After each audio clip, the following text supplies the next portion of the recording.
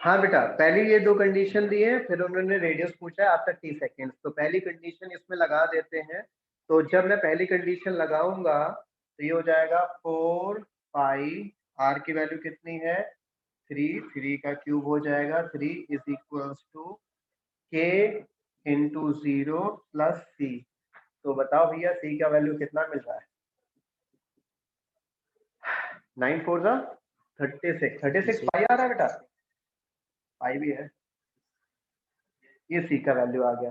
ठीक है, अब दूसरी कंडीशन। अच्छा एक और चीज देखो, एक और चीज इधर देखो, इसमें कितने कांस्टेंट है मेरे?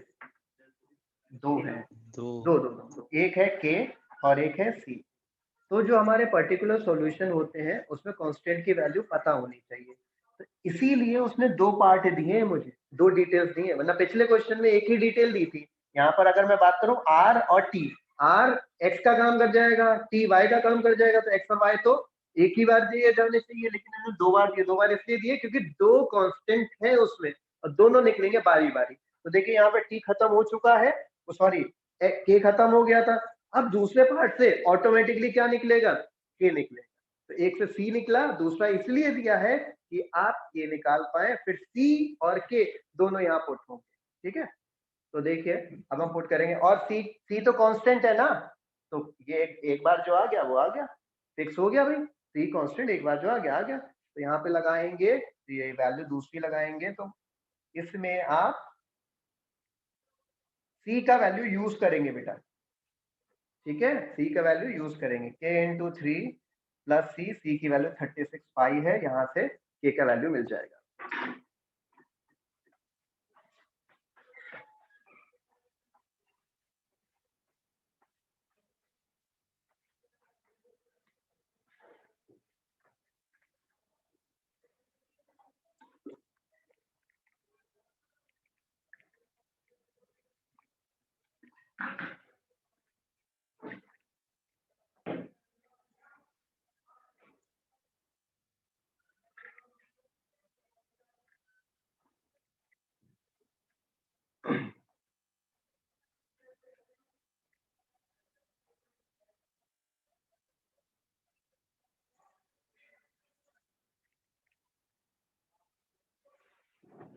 कितनी आई वैल्यू बेटा?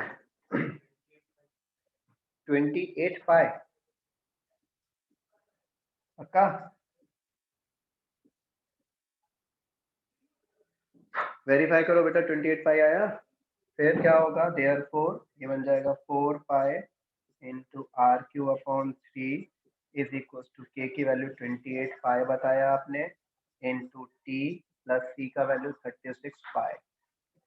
ठीक, पाई से पाई कट रहा है भैया, काट दो, कैंसिल हो रहा है ना पाई से पाई। ठीक, और कुछ? 4 की टेबल से भी ये कट हो रहा है ना, तो इसे सिंप्लीफाई जितना सिंपलेस्ट फॉर्म में ले जा सकते हो ले जाएंगे। 4 1 जा,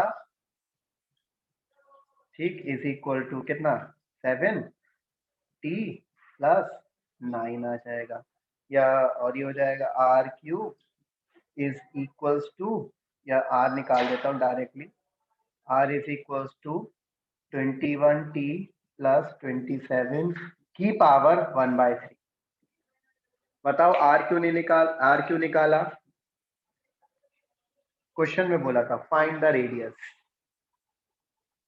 क्वेश्चन में बोला था फाइंड द रेडियस। अब रेडियस आर क्यूब तो होता नहीं है ना, रेडियस कितना होता है? आर होता है, तो क्वेश्चन में लिखा था फाइंड द रेडियस, आर निकालना था।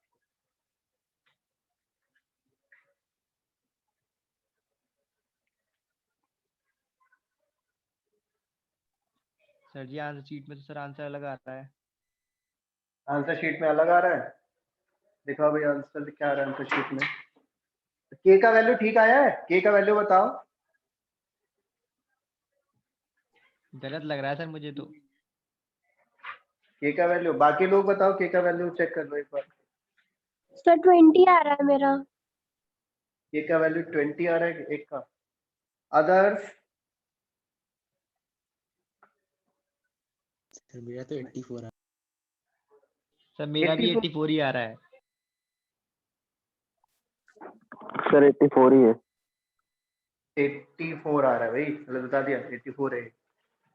84 तो 84 यानी कि 4 से ये बनेगा 21 और 21 की मल्टीप्लाई 3 2 जा 6 एंड 3 1 जा 3। अब ठीक है। Yes sir. ना 84 आ रहा है। अब ठीक है। क्या ये है पता नहीं कौन से 9 है शायद। ठीक है, कहाँ गलत हुआ था आपका? हाँ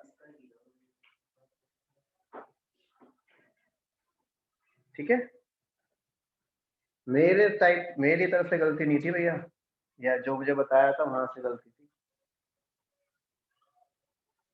हाँ बेटा नेक्स्ट देखिए, 19 हो गया। Question number 28।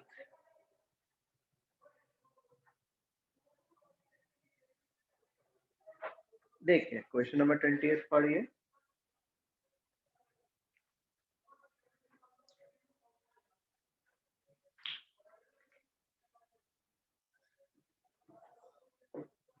इसमें कहा है in a bank principal increases continuously at the rate of R% per year, find the value of R if ₹100 double itself in 10 years. The principal increases continuously at the rate of R% per year. बस यही main बात है। The principal increases at the rate of R% per year. यानी कि we can say that the rate of change of principal is given to you. Principal change कर रहा है, हो रहा है, ठीक। तो हमने लिखा dp over dt is equals to R%। ठीक है, ध्यान से देखो, उन्होंने कहा प्रिंसिपल चेंज कर रहा है, तो प्रिंसिपल चेंज हो रहा है यानी कि क्या हुआ, क्या दे रखा है, rate of change of principal, that is dp over dt। अब R%, ध्यान रहे percentage is not a value. मैं आपसे कहूंगा कि आपके मार्क्स 50% आए हैं, तो 50% of what, of out of 50% of 10, 50% of 50, 50% of 100। तो यहाँ पे जो R होगा, रेट मतलब R%, तो यहाँ पर ऑटोमेटिकली R% ऑफ कितना, P। ठीक है ना, R%। अब परसेंट कितने का, P का, किसका परसेंट, तो P आ जाएगा। तैयार हो गई डिफरेंशियल इक्वेशन, फिर से तैयार हो गई हमारी डिफरेंशियल इक्वेशन। ये और आसान है, ये हो जाएगा dp ओवर dt, ठीक, R/100 इंटू P आ जाएगा, ये आ जाएगा डिफरेंशियल इक्वेशन। ठीक है, वेरिएबल सेपरेशन लगाएंगे। आप खुद बताओ अपने माइंड से, R वेरिएबल है कि नहीं?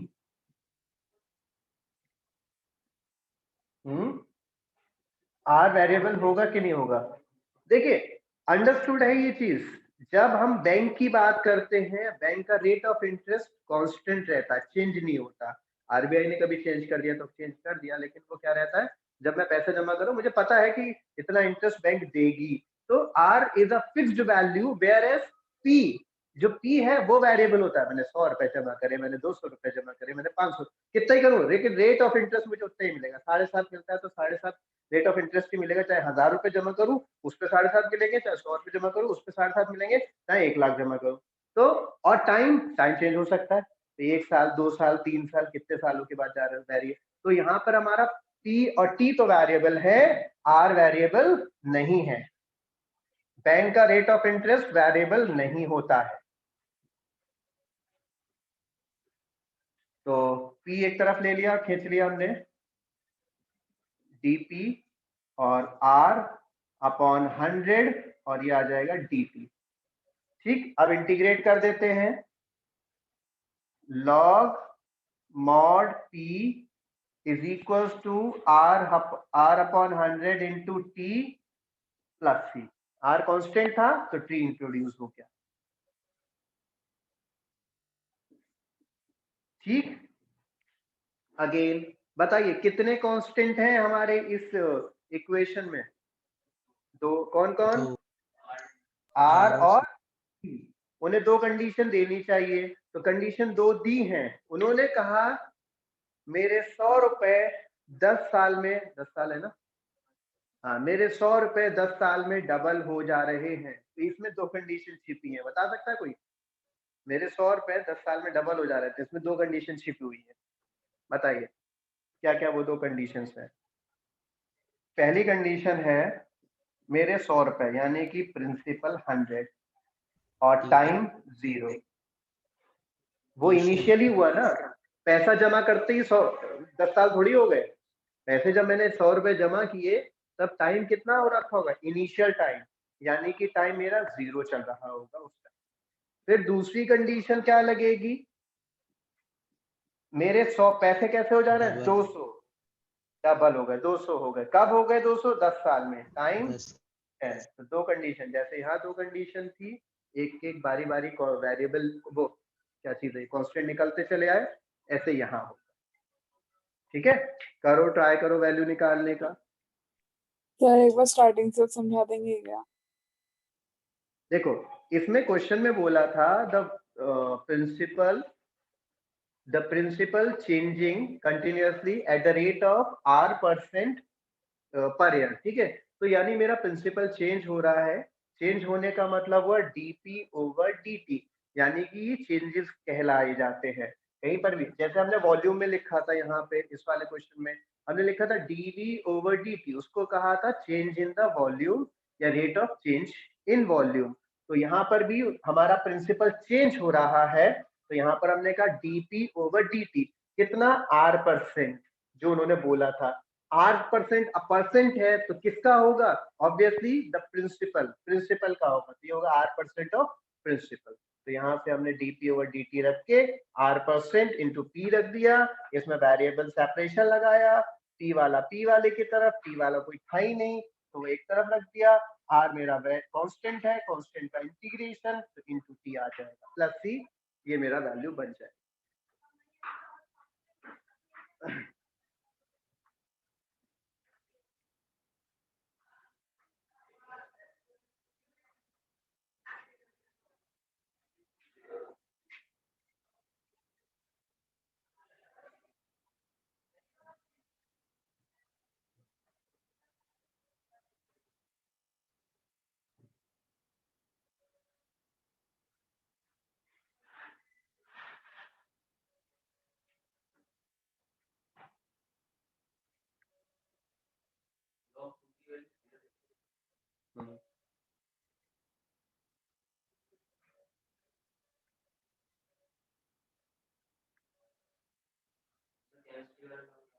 नहीं सर वो log a plus b question में दिया है सर, log 2।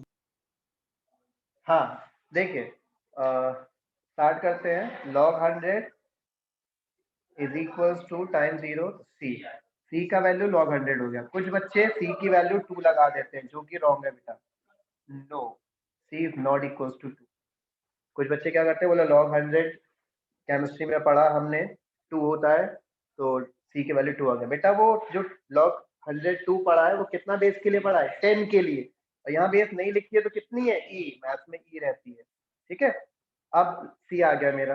अब ये दूसरा कंडीशन लगाते हैं, log 200 is equals to r upon 100 into 10 plus log 100, the value of c। log 200 minus log 100 कितना बचेगा? log 1 क्यों? log 2 क्यों? अपॉन जाएगा ना, log a minus log b it is equal to log a upon b। अरे formula क्या होता है मेरे बेटा? डिवीजन वाला अपॉन जाता है। ठीक, और इधर कितना बचा?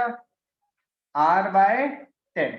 ठीक, अब log 2 विद बेस e, इसका वैल्यू दे रखा है। अगर वैल्यू नहीं दिया होता, आप नहीं लगाते, आंसर log 2 ही रहता। हमें मैथ्स में लॉग टेबल नहीं लगेगी, मैथ्स में लॉग की वैल्यूज याद नहीं करना है। अगर वैल्यू दी है क्वेश्चन में तो लगा देना, नहीं दी हो तो मत लगाना, आंसर लॉग में ही छोड़ना। अगले क्वेश्चन में, एक क्वेश्चन में नहीं दी है वैल्यू, तो मेरा आंसर लॉग में ही जाएगा। लॉग 2 की वैल्यू कितनी दी है? 6931, ये बेस ई के साथ होती है, r/10, तो r कितना आ जाएगा? 6.931, ये मेरा रेट ऑफ इंटरेस्ट आ गया।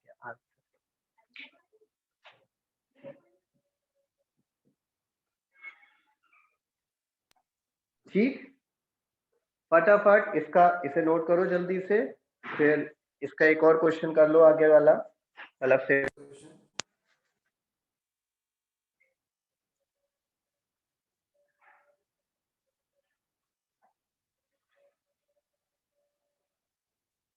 चलो वो हम कल करते हैं, ठीक है, टाइम हो गया है, हम कल कर लेते हैं।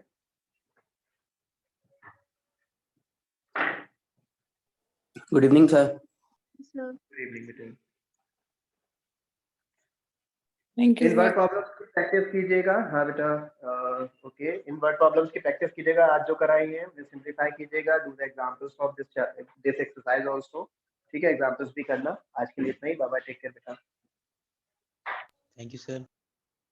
Thank you sir.